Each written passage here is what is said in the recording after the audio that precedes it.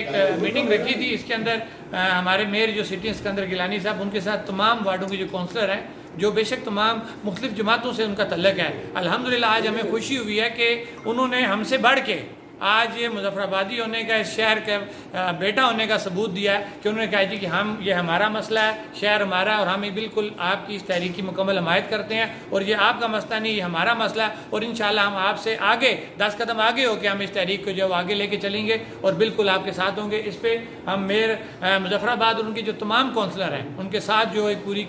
Team है, हम उनका शुक्रिया अदा करते हैं कि उन्होंने आज हमारी इस कॉल पर यहाँ पे इकट्ठे हुए, जो ख़ास तौर पर मैं कहूँगा नदीम अहमद कुरैशी साहब ने आज ये इनिशिएटिव लिया है और उनकी दावत पे सारे यहाँ इकट्ठे हुए हैं और उन्होंने मुजफ्फराबाद के इशू के ऊपर इकट्ठे होने का फैसला किया और वादा किया कि हम इकट्ठे होकर चलेंगे और मुजफ्फराबाद पे किसी भी किस्म की जो है हम रिवर्स होने की या कोई इस पर दूसरी बात जो हो कि आप सोचें, आपके जहन में मुख्तलिफ लोगों के जहन में मुख्तलिफ बातें हैं, उस पर उन्होंने टोटली ये बात क्लियर की है कि हमने पहले भी हलफ किए हैं और इंशाल्लाह हम आज भी आपके साथ मौजूद हैं कि हम आपके साथ खड़े रहेंगे अपने मसाइल के हल तक।